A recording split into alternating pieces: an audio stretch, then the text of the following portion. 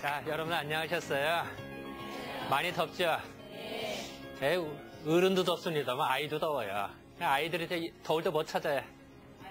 아이스크림이네, 뭐 빙과류 참 많이 찾아요. 근데 이제 우리들이 볼 때는 그 아이스크림도 좋습니다만 더 좋기로는 과일이 더 좋아요. 그죠? 더나 이제 과일은 뭐냐면은 그 과일나무의 정수가 집결된 게 과일이에요. 당연하죠. 자기 후손을 남기려고 하니까 좋은 것만 물려주잖아요. 우리도 그렇잖아요. 그 자손한테 남겨주려면 좋은 것만 이렇게 남겨주지. 쓰레기는 버리잖아요. 그게 세상의 이치예요. 그래서 이제 그 과일이 상당히 참 우리가 좋다고 하는데, 우리 주로 여름에 주로 어떤 과일 좋아하세요? 수박. 수박. 또, 뭐? 참외. 참외도 좋아하고, 또, 뭐, 복숭아. 또, 자두, 뭐, 토마토. 참 되게 많아요. 그죠?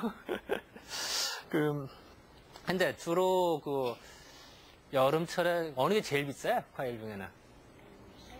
예?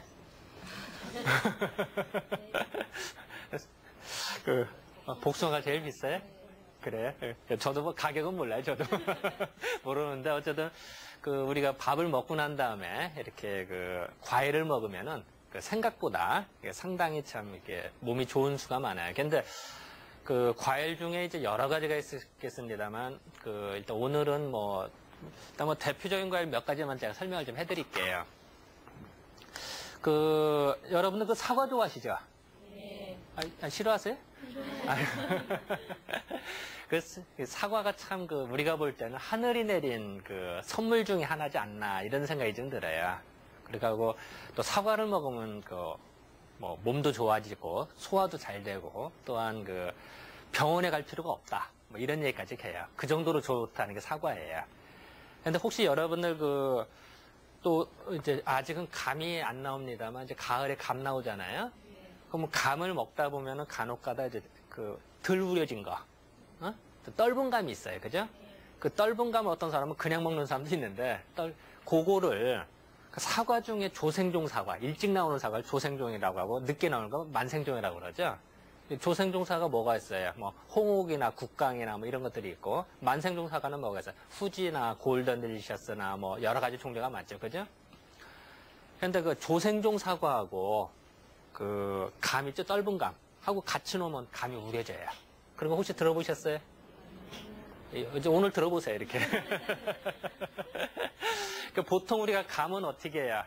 보통 옛날 시골에 가면 어때요? 항아리에다 물 붓고 이렇게 우리기도 하죠. 그죠? 근데 감이 안 우려진 거, 이런 거를 땡감하고 조생종 사과하고 같이 봉다리 안에 같이 넣잖아요. 그럼 이거야. 그 이치를 잠깐 설명해 드릴게요. 조생종 사과에는 이거 사과 같아요? 이 사과에는 에틸렌이라는 호르몬이 나온대요. 에틸렌이면. 그리고 뜬금없이 에틸렌이 뭐냐? 쉽게 말하면은 알코올 기운 비슷하다 생각하시면 편해요. 근데 처음에 이제 에틸렌이 발견된 이유가 있어요. 옛날에 이제 일본에서 이제 우리 카네이션이죠, 카네이션. 스승의 날이라든지 부모님 날에 되게 카네이션 많이 하잖아요.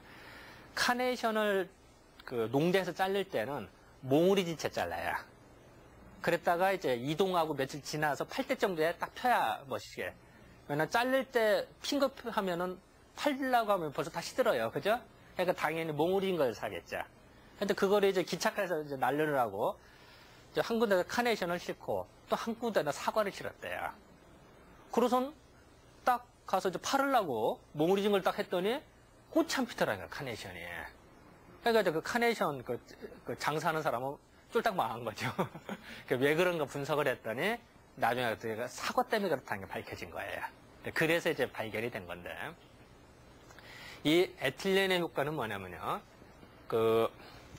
과일을 성숙시켜줘요. 익게 만들어요. 그 대신 키가 자란다든지 이런 건 성장을 억제시켜줘요. 성장을 억제. 그러니까 키를 못 자라게 해요. 왜냐면은 쉽게 말씀드리면 에틸렌이 나오면은 영양 성장, 그러니까 키 자라는 거는 억제시키고 후손을 빨리 만들어라. 그래서 열매를 만들게. 그리고 또한 꽃이 피는 것도 억제시켜줘요. 그래서 카네이션 같은 경우는 꽃이 안 폈던 거예요. 자, 그런데 요 에틸렌이라고 하는 건 식물에 적당히 자극을 주면 생겨요. 그 이유가 뭐냐면요. 예를 들어서 여러분들 산 꼭대기 가면 그 나무들이 어때? 키가 커요? 아니면 작아요? 그 어떤 사람은 이거 바람 불니까 쓰러지니까 작다 이런 얘기를 하는데 바람이 많이 불잖아요. 바람이 많이 불으면 식물에 자극을 줘요. 그 식물에 자극을 주면 에틸렌이 발생이 된대요. 그러면 아까 뭐라 그랬어요? 성장이 억제가 된다고 그랬죠. 그러면은 키가 작아요. 그리고 그거를 이제 어떻게 할 수가 있냐면요. 또 우리가 나팔꽃이나 이런 거 덩쿨손 있죠?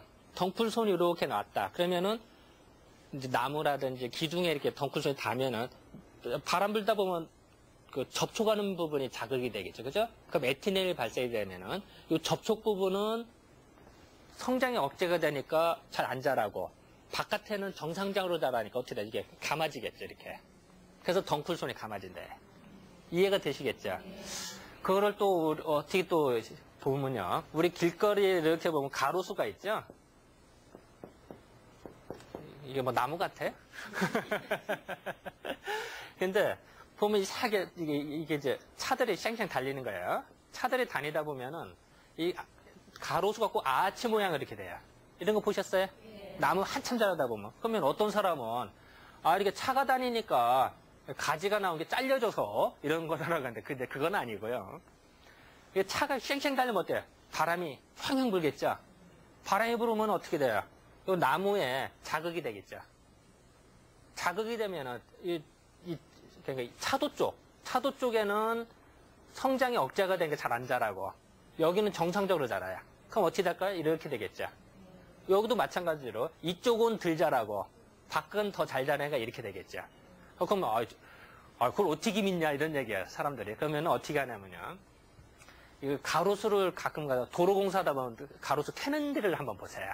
보면요. 가로수 나무가 근데 나무가 이쪽으로 자라면 뿌리는 꼭 인도 쪽으로 자라 있어요. 왜 그러냐면요. 세상의 이치라고 하는 게 뭐 이렇게 이거 뭐 나무 같아요? 이따가 만약에 나무가 이쪽으로 많이 자랐다. 그러면 뿌리도 이쪽으로 많이 자라면 어떻게 될까요? 쓰러지겠죠. 이렇게 자라면 안 되고 반대쪽으로 많이 자라야 돼요. 그래야 균형을 맞겠죠. 그렇잖아요. 이게 이제 세상의 이치듯이 마찬가지로 가지가 이쪽으로 많이 자라니까 차도 쪽으로 자라니까 뿌리는 인도 쪽으로 더 자라게 되겠죠. 여기도 마찬가지. 여기는 이렇게 해서 이런 걸 알아낼 수가 있어요. 그래서 이런 게 에틸렌의 효과인데요. 또 그렇게 생각해도 돼요. 사람도 그렇죠. 애들, 우리 어린애들 크면 맨날 줘박아봐요. 키 안 자라죠. 식물도 똑같아요. 맨날 줘박으면 안 자라는 거야. 여러분들 우리가 집에 되게 화초 좀 있어요. 분재. 되게 우리 분재에 물 줄 때 어떻게 줘요? 바켓으로 분다들 바가지 퍼서 물 줘요? 아니면 분무기로 물을 줘요? 왜 분무기로 물을 줄까요? 예? 자극이 좀 맞느냐. 어떤 사람은 분무기로 물을 주면 이파리가 깨끗하게 하려고 이파리에 먼지 묻으니까 그러는데 그건 아니고요. 분무기로 물을 주면 물방울이 딱딱해서 식물에 자극이 된단 말이에요. 그러면 키가 덜 자라겠죠. 분재가 키가 으뚜시면 크면 어떠겠어요? 그러면 볼품 없죠. 분재는 분재답게 좀 아담하고 이래야 좋죠. 그러니까 화원, 꽃집에서도 물을 줄 때 꼭 분무기로 물을 주는 거예요. 그거를 이제 양동이로 퍼서 물 주지 않고, 그죠? 그러면 무식하다 그러는 거죠. 그래서 이제 그런 이치들이 세상의 이치다. 근데 이제 저는 이제 여기까지는 알겠는데, 고서를 좀 읽어봤어요. 저는 이제 예전 서당을 좀 다녔어요. 이제 그러다 보니까 고서를 읽게 되는데, 그런 기록들이 나와요. 옛날에 이제 이제 비가 오는데 여러분들 천둥번개 치는 날하고 그냥 얌전히 비 올 때하고 그 다음날 식물이 자라는 게 어느 게 더 잘 자랄까요? 되게 이렇게 물어보면요. 앞에가 정답이에요.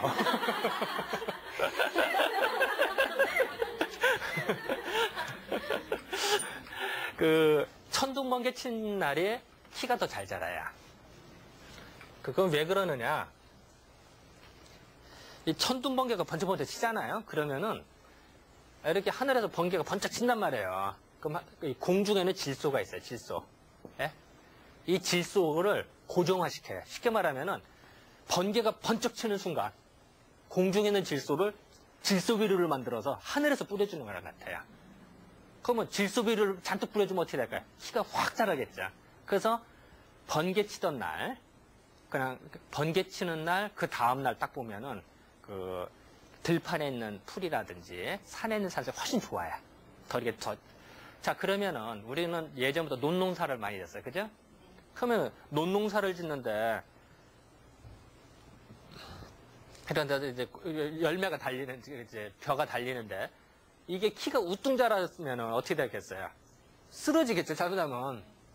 쓰러지면은 이게 이 벼가 땅에 이렇게 습한 데 닿으면 그거 좋지 않아요. 그죠? 먹기도 그렇고. 그럼 농사가 꽝이에요. 그죠?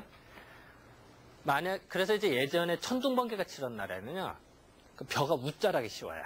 그럼 옛날 할아버지들 어떻게 하셨냐면, 우리 대빗자루 있죠?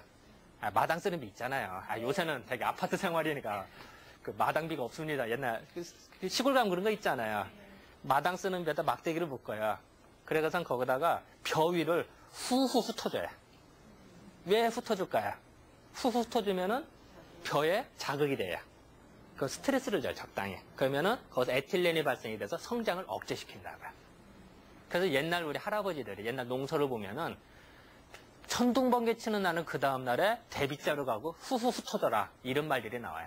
그러니까 심심풀이로 흩어지는 게 아니라 다 이런 이치 때문에 그렇다는 거죠. 이런 얘기를 해드리려고. 이럴 때 한번 박수 한번 쳐요 좀. 우리 선조들의 우수성을 얘기하는데 박수 쳐야 지금 언제. 근데 요런 에틸렌이 사과에서 나오더라는 얘기예요. 그래서 우리가 그 사과를 익히려면 어떻게 하냐면, 우리 이제 또 바나나 같은 거 있죠. 바나나 같은 경우는 잘라서 나올 때는 처음에 파란한 게 나와요. 그랬다가 이제 내일 판다. 그럼 이제 되게 에틸렌을 뿌리죠. 그러면 하루 지나면 노릇노릇한 향기도 좋고 이래져요. 근데 문제는 순수한 에틸렌하고는 상관이 없는데, 그걸 화공약품을 뿌리면 문제가 되겠죠. 그럼 불순물이 생겨서 그런 거예요. 그래서 되게 바나나 껍질 먹지 말라 이런 얘기도 하죠. 물론 이제 운반 중에 뭐 문제도 있습니다만, 그 에틸렌의 문제도 있어요. 그러면은 더 좋다면 뭐겠어요? 그 사과를 같이 놔도 되겠죠. 그리고 또한 우리 술 있죠, 술. 술을 좀 뿌려도 돼요. 에틸렌이 이제 알코올의 일종이라는 편해요. 그걸 뿌려도 하나의 방법이 돼요.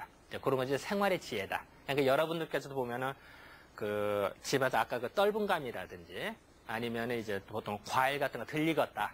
뭐 토마토도 보면 약간 덜 익은 거 사잖아요. 그걸 더 익게 먹고 싶다. 그러면 옆에다 술을 뿌리든지 아니면은 조생종 사과하고 같이 놓으면은 야채까지 같이 놓으면 더 잘 익겠죠. 이런 것이 이제 생활의 지혜다. 이 말씀을 드리려고 그러는 거예요. 서두가 좀 길었습니다만, 여러분들 천자문 다 읽으셨죠? 그렇죠. 옛날에는 이게 상식인데 요새는 천자문 잘 안 읽어요. 천자문에 보면은 과진 이내 체중 개강이라는 말이 있어요. 거기서 보면은 이게 딱 나와요. 나무목 밑에 이게 나무 밑에 열매가 매달린 것 같아요. 주렁주렁 매달린 모습이래요. 이게 옛날 사과래요. 이게 이제 옛날 멋내자라고 그래요. 옛날 멋이라고 되고 멋이라고 됐는데, 그러니까 옛날 재래종 사과를 말해요. 근데 요때 요렇게 써요. 요 모양이 나무 밑에, 다시요. 나무 밑에 이 열매가 주렁주렁 매달려 있다. 매달리는 것 같아요. 이제 그런 모습 때문에 만들어진 단어래요. 천자문에도 나와요. 이런 거 보면 옛날에 대단히 귀중한 거였다. 이렇게 할 수가 있겠죠. 천자문에 바나나 안 나와요. 웃자고 한 얘기고요. 사과는 우리가 식후에 먹고 이러면 몸이 소화를 도와주고 많이 도움이 돼. 그래서 예전에는 이제 과일 중에는 제일 좋다. 그래서 과일의 왕이라고 그랬대. 사과를. 얼마나 좋으면 왕자를 표시하게. 좋으니까 왕하지. 용렬한 왕 안 하잖아요. 안 하는 게 아니라 못 하는 거죠, 사실은. 근데 우리나라 이 기후풍토에서 일교차가 심한 곳이 사과의 재배지예요. 대구라든지 예산 이러다 보면 일교차가 아주 심하면서 내륙 지역에 사과 농사가 상당히 잘 돼. 그래서 전 세계적으로 중위도 지역에서 그런 조건을 갖춘 나라가 그렇게 많지 않아요. 우리나라 그 중에 하나인데, 그래서 우리나라 사과 전 세계로 유명하고 전 세계로 수출이 가능한 거예요. 그러니까 좀 긍지를 갖고 먹어도 돼요, 우리가. 근데 혹시 여러분들 능금도 들어보셨죠? 능금은 뭐죠? 어떤 사람은 그렇게 대답을 해요. 그러니까 능금은 재래종 사과가 능금이다. 요새 사과는 사과다. 옛날 거다. 이렇게 얘기하는데 능금하고 사과가 달라요. 이게 사실 다른데 이거를 사람들이 되게 혼동을 하세요. 그러니까 정확하게 말하면은 제가 이제 학명을 써야 되기 때문에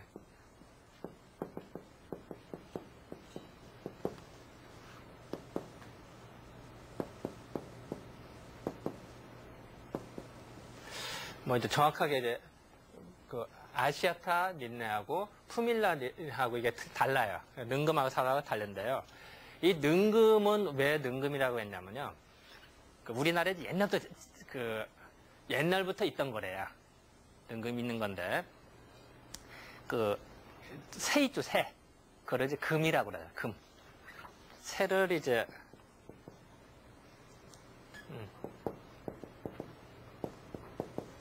그러니까, 우리, 잘 못하면 금수보다도 못한 놈 이런 얘기 하죠. 금이 이제 날진승금자야. 그러니까 날라다니는 새 있죠. 이 금이 하도 맛있어서 능금을 먹으러 온대요. 그래서 수풀 속에 모여온대요. 이 수풀 속에 금이 온대요. 또 올레자, 새가 날라온대요. 그래서 이렇게 하면 뭐가 돼서 임금이 되겠죠. 이렇게 하면 내금, 임금, 내금이 돼서 옛날 보면 이렇게 썼대요. 우리나라 최초의 국어사전이 훈몽자유라는 책이에요. 한 몇백 년 전에 나온 책이죠. 거기에 보면 능금을 닝금 이렇게 썼대요. 요것이 닝금 했다가 지금의 이제 능금으로 발음이 변하겠죠. 그래서 그러니까 얼마나 맛있으면 새가 먹으러 오는 거겠냐. 그리고 이거 원산지가 우리나라예요. 그래서 예전에 중국에도 없었나 봐요. 그래서 우리나라에 이제 발해 사람인데 그 사람이 이제 문림랑이라는 사람이 있었대요. 이제 그 사람이 중국에 가서 갈 때 이걸 가져갔대요. 선물로. 근데 중국 사람이 이걸 먹더니 너무 좋다고 그래서 이름을 문림랑이 가져온 과일을 문림랑과라고 그랬대요. 얼마나 맛있으면. 그렇게 얘기했대요. 그리고 또 맛이 있으니까 꿀과 같이 하는 밀과라고 그랬대요. 꿀이 맛있잖아요. 그죠? 밀과. 어느 정도 맛있냐. 이렇게. 그리고 요 옛날 사과는 뭐냐면요. 요걸 멋이라고 그랬대요. 멋내자. 그때가 요것이 지금부터 한 몇백 년 전에 개량이 돼요. 서양으로 넘어갔다가 잠깐 개량이 돼서 온 거죠. 개량종 사과가 들어와요. 사과로. 그러니까 능금과 사과 다른데 요때 재밌는 거는요. 지금 여러분들 국어사전 찾아보면 사과를 한 번도 뭐로 쓸까요? 국어사전 안 봤어요? 국어사전을 찾아보면요. 이 사과를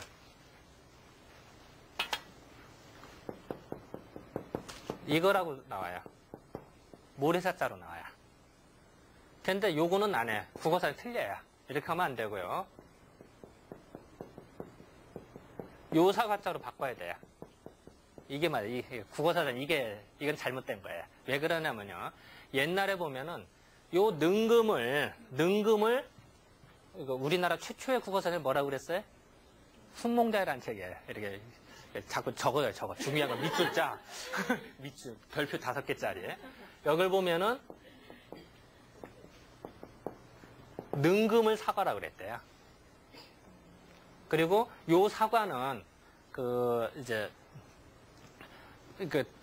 옛날 사과가 재래종 사과, 개량종 사과가 변하면서 요 사과라고 쓰기 시작했대요. 그리고 요걸 혼동하지 말라 이런 책이 많이 써 있어요.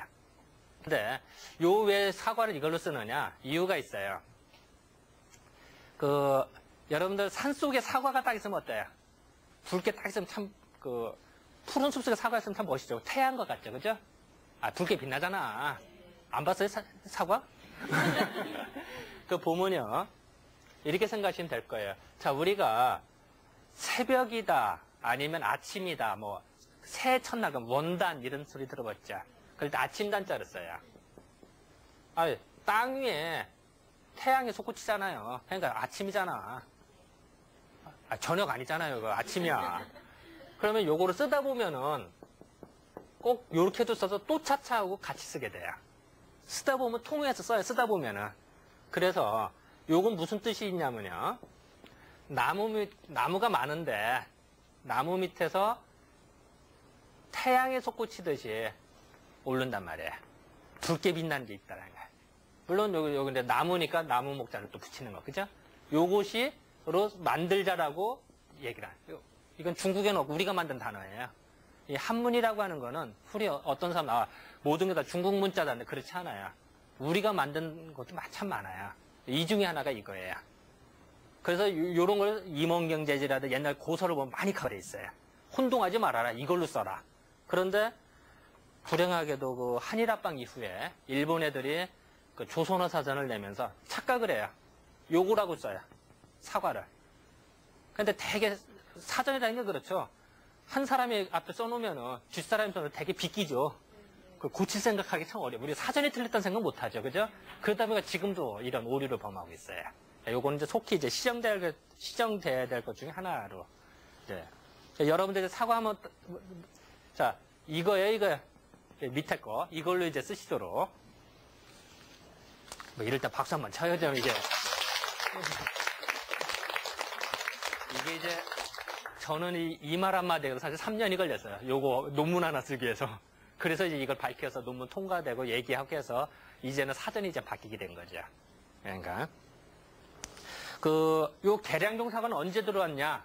이제 여러 가지 이설이 있습니다만, 이제 되게 이제, 효종의 부마 정재륜이라는 분이 가져오셨대요. 뭐 이런 말도 좀 있고, 임평대경이 가져왔다 이러면 했는데, 아까 그 사과는 태양과 같이 빛나니까, 시원할까요? 아니면 따뜻할까요? 사과가? 따뜻한 느낌이 들겠죠. 그죠?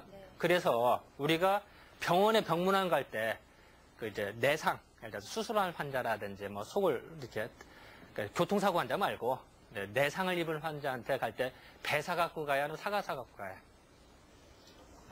병문안 아예 안 가요? 병문안 가서 뭐 사 갖고 가요? 왜 사과 사 갈까요?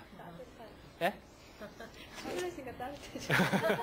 맞아요. 우리가 수술을 했다든지 몸이 약할 때는 여기가 장이 약해져요.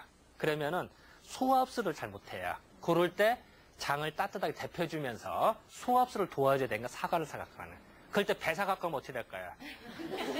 설사를 좌짜하게 만들고 그래서 너 계속 병원에 있어라. 나 오지 마라. 이런 뜻이랑 같은 거죠. 물론 이제 내상하고 상관없는 교통사고라든지 이런 타박상 이런 건 상관이 없죠. 근데 이제 속이 약할 때는 따뜻하게 데피면서도 소화를 촉진시켜줘야 되거든요. 그래서 사과를 사 갖고 가는 거예요. 다음에 이제 여러분들 병문안 갈 때 뭐 사 갖고 가야 돼요? 이제 그것이 이제 하나 방법이다. 제가 아까 이제 사과 같은 경우는 이제 또 여러 가지 효과가 있겠습니다만 소화도 도와주고 또 몸에 있는 탁기도 좀 없애주고 그리고 이렇게 뭐랄까 사람이 기의 흐름이 막혔을 때 그걸 또 기를 좀 잘 소통시켜준대요. 그럼 당연히 좋은 거겠죠, 그죠? 이제 아까 제가 또 얘기했습니다만 이제 번역상의 문제가 하나 또 있는데요. 조선 왕조실록을 보면은 성종 때 사과라는 단어가 나와요. 성종 때. 그럼 성종 때라고 하는 거는 1480년대거든요. 그때 나왔는데 이 계량종 사과가 도입되기 이전에야. 요때 이전이라고. 그러면은 그때 사과는 지금에 말하는 사과가 아니라 능금을 말하겠죠. 그죠? 그런데 이런 걸 이제 번역을 하는 사람 입장에서는 사과하면 지금의 사과인 줄 알고 그렇게 번역한다고. 그러니까 성종대왕님은 사과를 드시지 않았어요, 절대로. 능금을 드셨든지 아니면 옛날 멋을 드셨든지 이런 거죠. 이사는 없었던 거죠. 이런 어떤 차이들을 모르면은 되게 번역상에 실수를 할 수가 있어요, 우리가. 여러분들 사과를 어떻게 저장한지 아셨어요, 예전에? 그 옛날 기록 보면요. 산림경제라는 책이 있대. 지금 약 300년 전에 나온 책인데, 거기는 이제 능금이 100개가 있다. 그럼 20개를 즙을 내야. 그리고 즙 속에다 나머지 80개를 낸대요. 그래서 항아리 속에 지금의 병조림 있죠? 병조림의 통조림 같은 역할을 한 거예요. 이제 그런 기록들이 나와요. 참 대단하지 않아요? 몇백 년 전에도 그런 걸 했다는 게. 이제 그런 것도 이제 사과 얘기만 하다 보니까 참 이제 아까 뭐 과일 중에 또 뭐가 있다고 그랬죠? 뭐 요새 또 여름에 수박 많이 먹는다고 그랬죠? 그래서 이제 이제 수박 얘기를 잠깐 해드릴게요. 이 수박은 예전에 그 이집트에서도 많이 그 재배해서 먹었나. 그러니까 4,000년 전에 벌써 이집트 기록들이 나와요. 참 대단하죠. 그 수박은 일단 차가워요, 뜨거워요? 차갑죠. 속이 차가워요. 근데 수박 껍질이 두껍죠. 대부분 보면요. 수박이 달 때 여름에 자라죠. 그죠? 바깥이 더워요. 밖이 덥고 자기는 차가워요. 그러면 껍질이 어떻게 돼야 될까요? 두꺼워야지. 당연하겠죠. 껍질이 얇으면은 밖에 더위 때문에 못 살겠죠.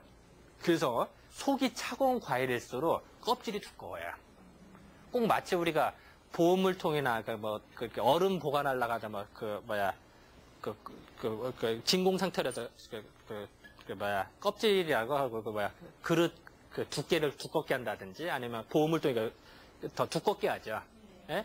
그래야 이제 온도 전달이 잘 안 되니까 열 전달이 그죠? 그렇게 하는 게 있지. 그래서 과일도 보면 껍질이 두꺼운 것으로 속이 차가워야 그런 경향이 강해요. 그 수박을 한문으로 뭐라고 하냐면 한과라고 그래요. 한과. 차가우란 자를 쓰고 한과. 얼마나 차가우면 한과라고 그럴까요? 그리고 서과라고도 했대요. 서쪽에서 온 과. 외가자. 서쪽에서 온 거래요. 그래서 실질적으로 그 거란족 있죠? 요 나라를 만든 거란족이 중앙아시아 쪽을 한번 침공을 한대요. 그러고선 거기에서 가져온 거예요. 그래서 중국 입장에서는 중앙아시아 서쪽이죠. 그죠? 서쪽에서 온 과다 이런 뜻도 있고요. 또 서쪽은 어때요? 춥죠? 우리 서쪽은 해 떨어지는 데고 뭔가 그렇잖아요. 동쪽이 해 뜨고 그러잖아요. 그냥 뭔가 해 떨어지는 곳이니까 뭔가 춥고 뭔가 한기가 있다 이런 뜻도 좀 있고요. 그래서 이제 이렇게 얘기를 하는데 어느 정도 이거를 이제 좋으냐면 우리가 여름에 더울 때 더위 먹었을 때 있죠. 더위 먹었을 때 더위 열을 내려주는 역할을 해요. 수박이. 그래서 우리가 여름에 수박을 애용하는 것 중에 하나예요. 근데 그 수박을 먹을 때 얼마나 맛있고 이렇게 좋았으면 옛말로 제호관정이라고 그래요. 이 정수리예요. 우리가 짜릿한 거라든지 아니면 정말 시원하게 하면 얘가 짜릿하게 느껴져요. 그 정도로 수박 먹으면 짜릿하다는 거예요. 정신이 번쩍 난다. 그래서 제호관정이라는 말을 써요. 그리고 또 옛날에 이제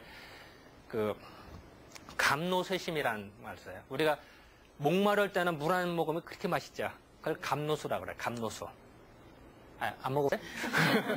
갈증 날 때 물 안 먹으면 얼마나 맛있어요. 그죠? 감노. 얼마나 달감자를 써요. 그 감노수를 쇠심. 가슴을 적신다. 감노쇠심. 뭐 이런 단어도 좀 써요. 그게 다 이제 수박을 지칭하는 말들이에요. 다 토막 상식이고요. 우리나라 수박이 언제부터 재배됐을까요? 자, 1번 삼국시대, 2번 고려시대, 3번 조선시대, 4번 대한민국. 어떤 거? 예? 3번. 몇 번에? 3번이요. 3번 조선시대 또 다 찍어요. 지금 보면 이제 대략 기록에 의하면 고려 때로 봐요. 고려 때 이제 홍다구라는 사람이 있었대요. 사실은 우리나라 입장에서는 홍다구가 사실 반역자인데 원나라 앞제비거든요. 그래서 이제 우리나라를 팔아먹기도 하는데 홍다구라는 사람이 지금도 그러니까 서기로 따지면 이제 1200년대 사람이에요. 1200년대 사람인데 그때 그 원나라에서 수박을 가져와서 그 개성에 처음 심었대요. 수박을. 그게 이제 공식적인 기록이에요. 그러니까 아마도 그럼 만약 이제 김유신 장군이 수박 먹었다면 거짓말이겠죠. 일단 그때는 수박이 없었다는 게 정설이에요. 하지만 이제 그래서 고려 때부터다 이렇게 생각하면 되고요. 또 수박은 아까도 얘기했는데 더위를 이기는 과일이다 보니까 시원하게 하다 보니까 하늘이 내린 백호탕이라고 그러나 백호탕. 예, 우리 한의학에서는 사실 호랑이 호자예요. 이걸 하는데, 이게 열을 내는데 아주 도움이 돼. 여러분들 좌청룡, 우백호 이런 얘기 들어보시죠? 한의학에서는 목화통수를 봤을 때 내가 중심에서 왼쪽이 동쪽에 속한대요. 오른쪽이 서쪽이래요. 그러니까 해가 여기서 이렇게 내려간대요. 그럼 내가 쓰면 왼쪽이니까 좌청룡. 용은 뭐예요? 위로 올라오죠? 봄에는 다 뭔가 기운이 솟구치잖아요. 용이 위로 솟구쳐야 용이 내려가 봐. 거기 용이라고 했어. 좌청룡, 용이 솟구쳐야 돼, 그죠? 여기 호랑이인데 우백호 이런 얘기 들어보죠? 왜 굳이 호랑이가 동물을 잡을 때 위에서 확 덮쳐요. 호랑이가 위로 솟구치면서 안 잡아. 위에서 밑으로 확 내리치면서 착 잡는 게 호랑이야. 그러니까 내리는 균이 강해요. 그리고 태양형은 솟구쳤다 내리잖아요. 그리고 이쪽은 흰색, 백색으로 하고 이건 청색으로 한대. 여기는 색깔 배속을 할 때. 그러니까 백호 실적으로 호랑이도 흰 호랑이는 별로 없죠. 많지 않아요. 근데 왜 이렇게 했을까 하는 게 이제 그렇게 되는 거죠. 그래서 이제 이제 그 정도로 시원하다, 수박이. 이렇게 생각을 하고요. 그리고 이제 수박을 먹으면은, 우리 수박만을 먹으면 화장실 자주 가죠. 그리고 또 밤에 자기 전에 수박 먹으면 어때요? 아차도 밤에 실내 좀 하죠. 수박이, 이게 소변을 잘 나가겠는데, 시원하게. 그러니까 더위도 나. 그리고 속도 뭉치고도 풀어주겠죠. 그리고 또 하나는, 주독 있죠? 술 많이 먹었다. 주독도 나간대. 소변 나가면 주독도 같이 나요. 그런 역할도 해주고. 심지어는 입안에 열나서 구창 생기는 수가 있다. 그것도 수박을 먹으면 가라앉는데. 왜냐면은 구창이라는 게 열이 떠서 그런 거니까 수박을 먹어서 열을 내려준다. 이렇게 생각하시면 돼. 근데, 이런 수박을 예전 기록을 보면 이제 우리 기름기 있는 거 있죠? 고량진미를 많이 먹잖아요? 그러면은 기름기 있는 거 먹으면 열나요? 아니면 추워요? 우리 기름기 있는 거 먹으면 더 열나잖아요. 그래서 고기 많이 먹냐 그러면 열이 나요. 그런 사람이 수박 먹으면 어떨까요? 좋아요. 그리고 장에 있는 기름기도 내려가니까 좋아요. 근데 고기는 하나도 맨날 야채 먹는 사람, 그리고 맨날 차가운 거 많이 먹던 사람은 속이 냉하겠죠. 그런 사람이 수박 먹으면 어떻게 될까요? 수박 먹자마자 이제 화장실 가야 돼. 그러니까 그것도 사람마다 다 차이가 나더라. 그리고 평상시에 뭘 많이 먹느냐 이런 것도 나오죠. 그래서 예전 기록 보면요, 이 조선 초에 성현이라는 분이 계셨어요. 1500년대 사람인데요. 이 사람이 용제총화라는 책을 쓰셨는데 거기에 보면 그런 말이죠. 손계서라는 사람인데 이 사람은 수박을 한 조각도 안 먹었더라. 왜 그러느냐? 그 사람은 먹었다 하면은 배탈 나서 자기는 죽어도 안 먹었더라. 이런 기록이 나. 그러니까 몇백 년 전에도 그걸 인식을 했던 거예요. 수박을 이제 먹냐 안 먹냐 이런 생각. 그리고 하나 더 그 얘기 해드릴까요?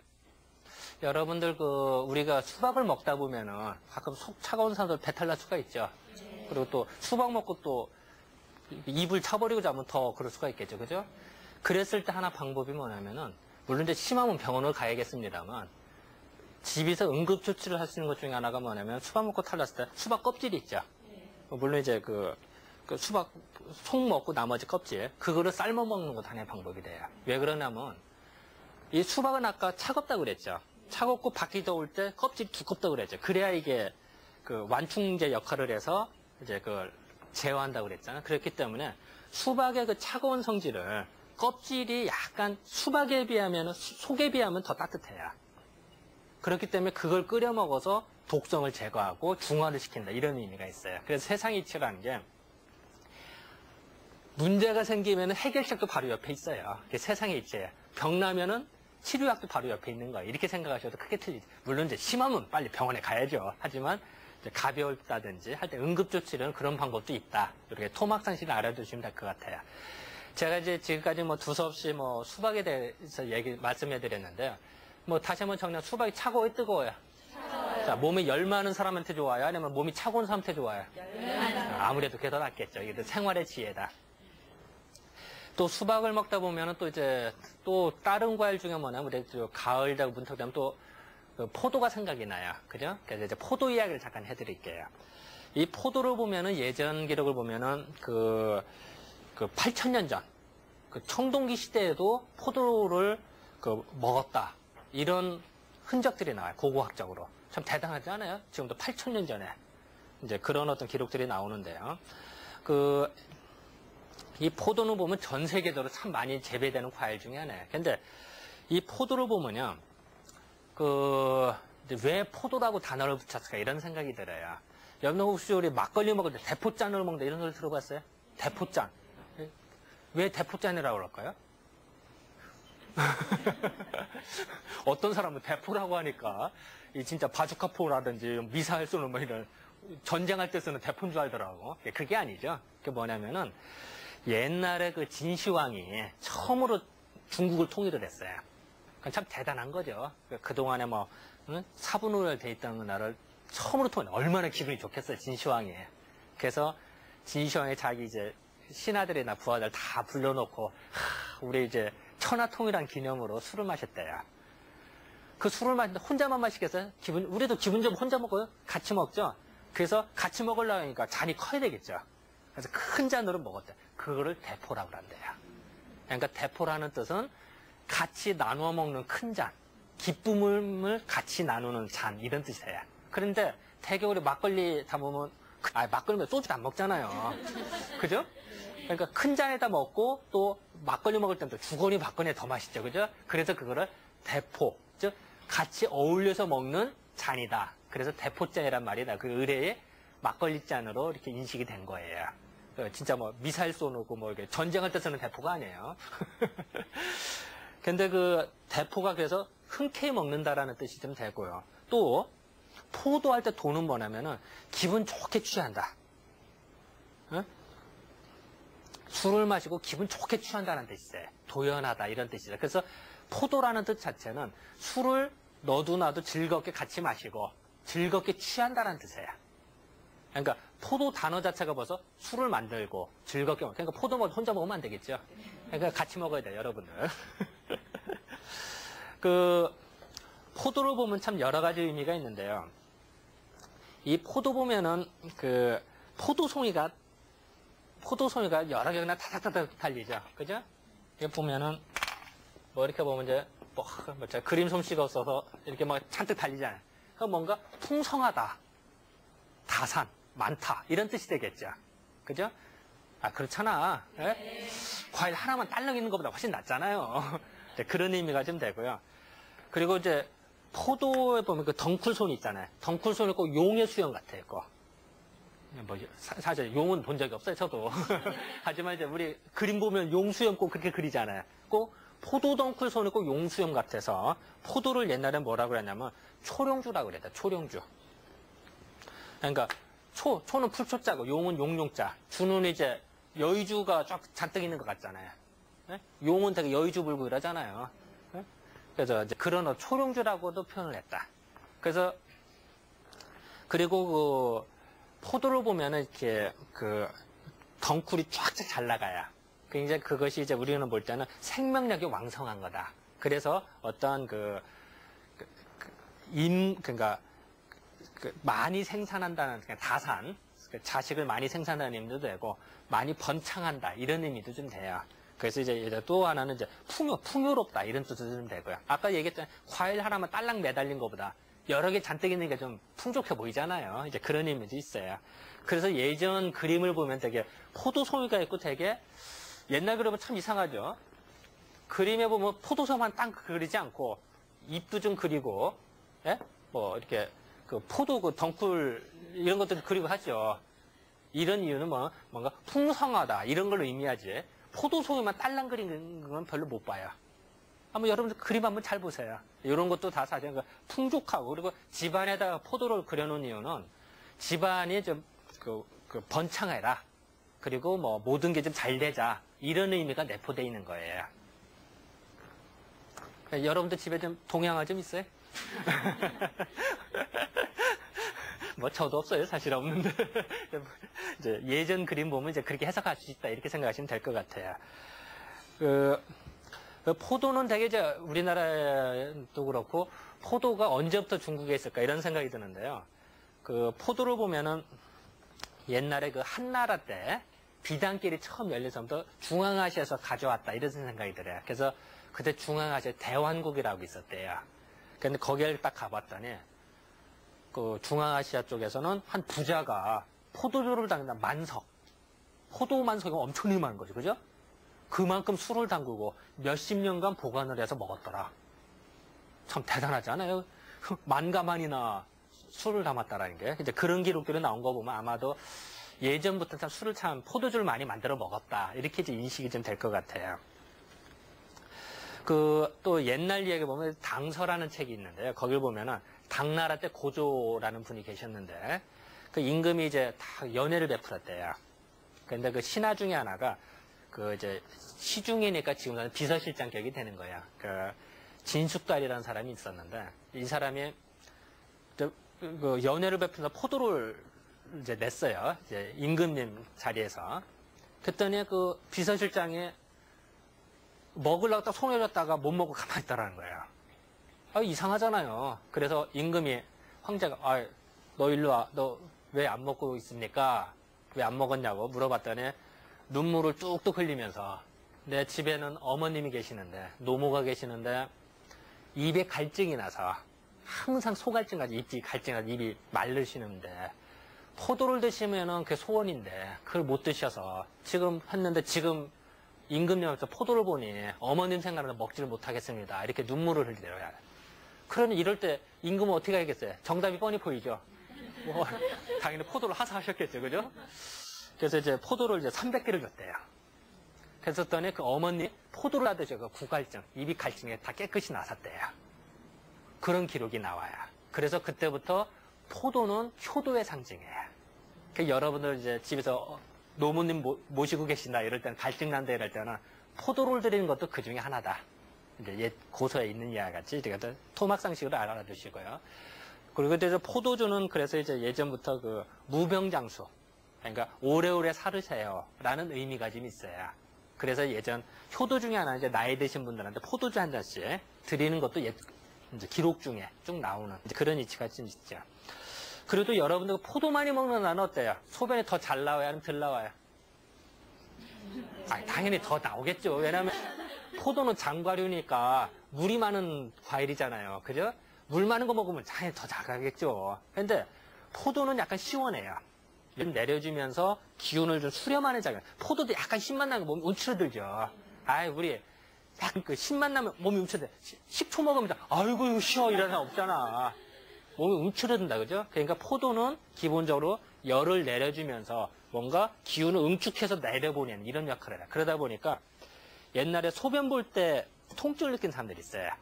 소변에 그 임증이라고 하는데 소변 볼 때 이제 아프다든지 잘 안 나간다든지 이런 사람들한테 포도를 먹었더니 나섰더라 이런 기록이 나오겠죠. 이제 그리고 소변에 안 나갈 때도 써도 좋고 이제 그런 기록들. 그리고 임신을 했다. 임신을 하고 또 임신을 했는데 남편이 또 딴짓한다. 이러면 열불 나겠죠, 그죠? 임신하면 그렇지 않아도 아기한테 모든 기운이 집결이 돼야 돼, 그죠? 그렇지 않아도 열나는 판인데 거기다가 또 이게 또 열받게 하는 일이 생겼다. 이러면 열이 더 솟구치죠. 그러면 그럴 때 열이 솟구쳤을 때 포도를 먹으면은 이게 가라앉혀요. 이게 열을 가라앉히면서 이게 진정을 시켜주는 그런 역할을 좀 해줘요. 그러니까 여러분들도 그래요. 부부싸움을 했다. 그랬을 때, 그러면 뭘 줘야겠어요? 과일 주면은. 포도 주는 거 단의 방법. 열 받는 거를 열을 내려준다. 이런 의미가 있죠. 그런데 포도를 많이 먹으면요. 고량진미를 먹었을 때 포도를 먹으면 좋아요. 그러면은 포도를 먹으면서 장을 훑어줘요. 그러니까 찌꺼기를 다 제거해서 아주 좋은데, 그 장이 약한 사람들이 있어요. 고기 별로 안 먹고, 이렇게 채소 먹고 또 장이 이렇게 조금만 먹으면 잘 탈나는 사람들. 그런 사람이 포도 먹으면 어떻게 할까? 오히려 장을 훑어낸다고 그래, 옛날 말로. 오히려 장이 깎여요. 그러니까 쉽게 말씀드리면 호수에 때가 있을 때에는 그 청결제를 쓰면 아주 좋은데 호수가 깨끗해. 호수가 얇어. 그럴 때 청결제 쓰면 어때요? 오히려 더 호수가 참 더 찢어지겠죠. 깎여서. 이제 그런 거랑 이치가 같아요. 그러면 오히려 더 설사를 적작할 수가 있어요. 그러니까 여러분들 장이 뒷받침이 되는 사람은 아주 좋은데 덜 사람한테는 오히려 더 손해볼 수가 있는 거예요. 물론 적당히 먹어요. 그러니까 우리가 고기 먹을 때 포도주 한 잔 먹는 게 아주 좋겠죠. 그것도 하나의 지혜가 되겠죠. 그리고 또 하나는 이제 상의학에서는 특히 이제 태양인 중에 이제 열이 그러니까 기가 솟구쳐서 토할 것 같은 헛극질하는 사람들이 있어요. 그러니까 밥 먹고 나서 한 1시간, 2시간 밥풀 하나 툭 튀어나온다든지 이런 분들이 있는데 그런 분들한테 그 구역질, 헛격질 난다든지 뭐 토할 거나 이럴 때 포도를 먹어서 찌했다 이런 기록들이 나와요. 그때도 이제 왜냐하면 솟구치는 거로 포도가 수렴한다고 그랬죠. 그래 가라앉혀 주는 게 가능한 거예요. 제가 이제 뭐 포도 얘기만 했는데 또 과일 중에 또 뭐가 있죠? 막 나오는 게 복숭아도 있죠. 그냥 복숭아 얘기를 잠깐 해드릴까요? 복숭아 나무는 사실은 복사나무라는 게 정상이에요. 사실은 학술적으로는 복사나무라고 해야 되는데 복사나무라 잘 안 하죠. 복숭아나무니까 저도 편의상 복사나무가 맞습니다. 복숭아나무라고 제가 표현을 할게요. 이 복숭아에 대한 기록은 참 삼국사기에도 나와요. 삼국사기에도 뭐 신라 시대 때 뭐 복숭아꽃이 폈다 뭐 이런 기록들이 나온 거 보면 아마 옛날부터 있지 않았나 이런 생각이 든다요. 복숭아는 한문으로 어떻게 쓰냐면은 나무목에다가 이게 복숭아 도자예요, 그죠? 예? 아 그잖아요. 이 복숭아를 보면은 요것만 보면은 우리가 돈이 막 일십, 백, 천만, 10만, 100만, 1000만 원 조 1조 원, 2조 원 할 때 사실 상상이 안 되는 돈인데 조 할 때 이걸 쓰죠. 조라고 하는 거는 많다 이런 뜻이 돼요. 꽃 필 때 꽃 엄청 확 피죠. 무지개 많이 펴요. 그러니까 조라는 뜻이 되는 거예요. 그러니까 풍성하다, 풍부하다 이런 의미도 좀 되고요. 또 조는 옛날에 그 점을 칠 때 어떻게 한다면 그 거북이 있죠? 거북이를 말렸다가 불에다 태운대요. 그럼 이제 타면서 이게 갈라져요. 거북이 등이 갈라진 걸 보고 점을 쳤대요. 옛날에.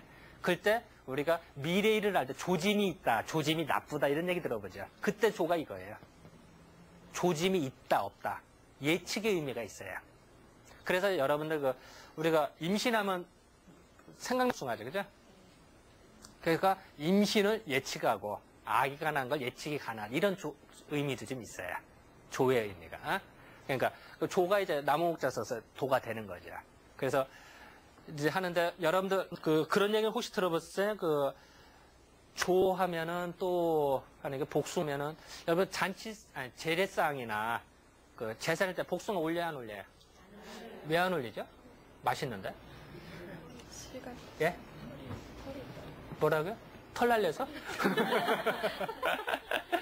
이제 뭐 여러 가지 이설은 있어요. 이게 복숭아가 이게 이제 언뜻 보면 모양이 있고 엉덩이 모양 같기도 하고 뭐 이래서 이제 그냥 또 엉뚱한 생각이 들으니까 이제 그런 얘기도 좀 있고요.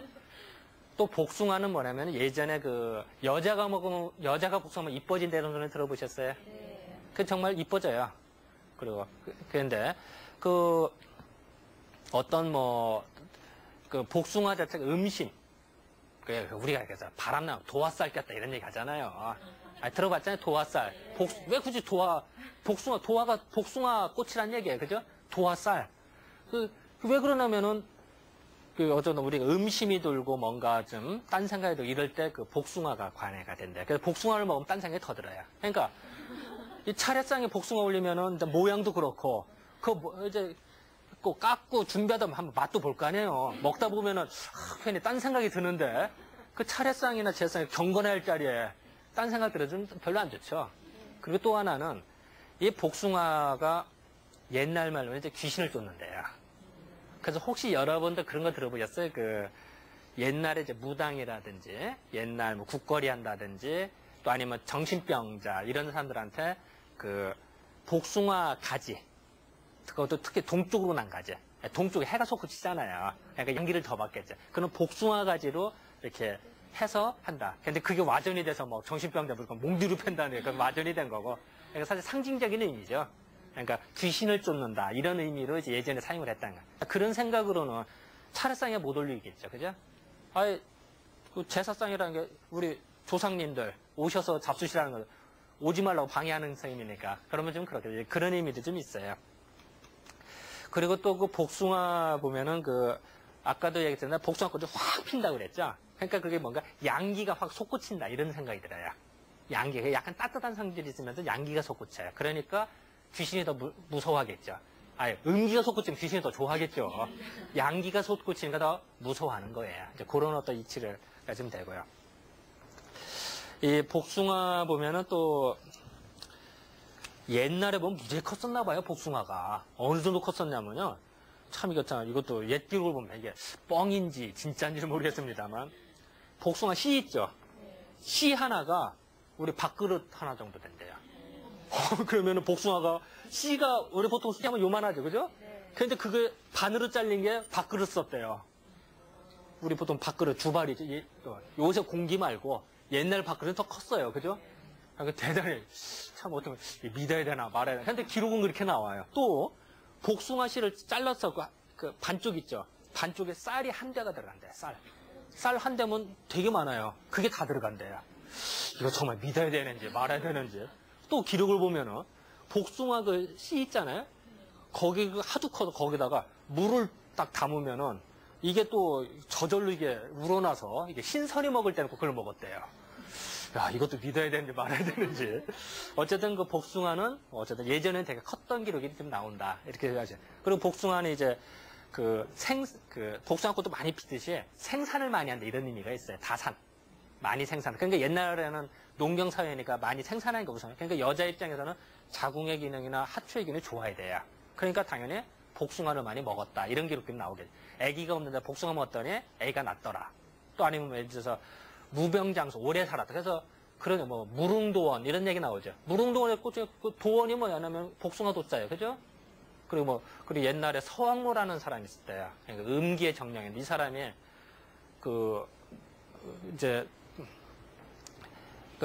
누가 이제 한 사람이 이제 서왕모를 찾아 잘 오래 살게 해주십시오 하고 왔대요. 그래서 그때 복숭아를 이렇게 줘서 먹었더니 새아개를 먹는데 3,000년을 살았대요.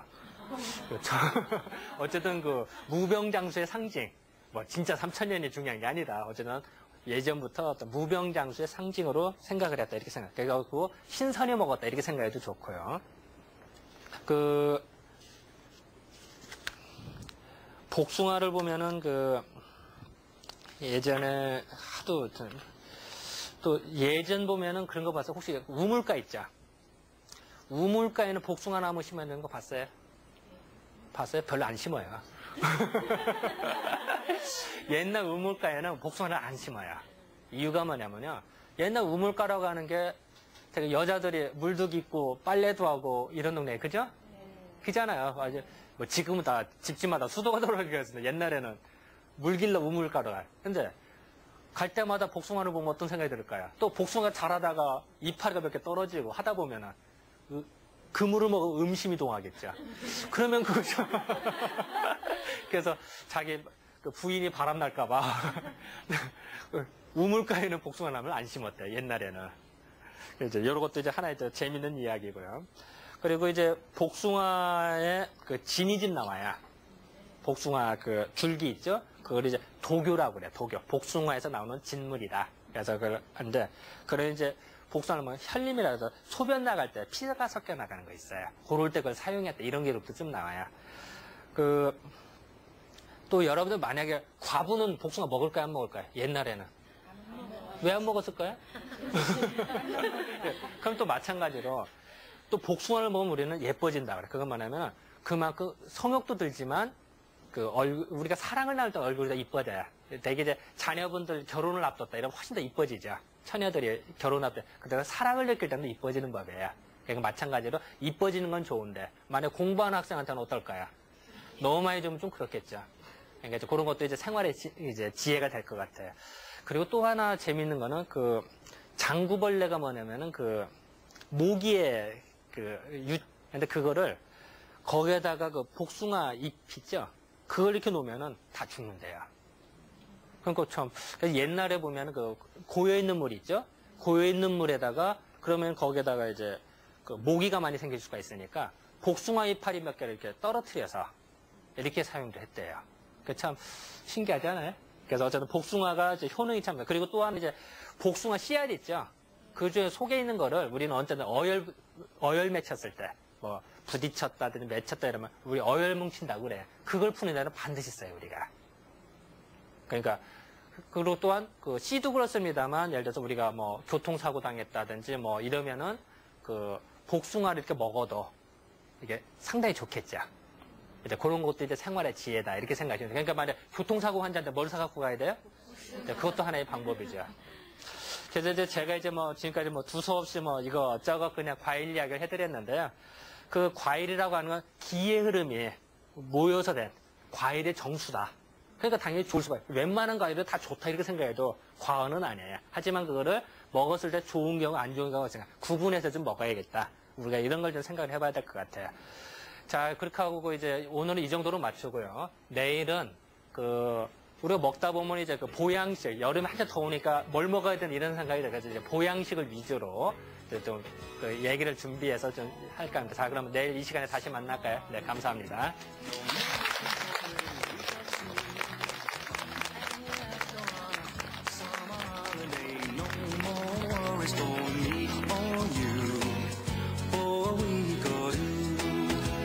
We're going where the sun shines bright.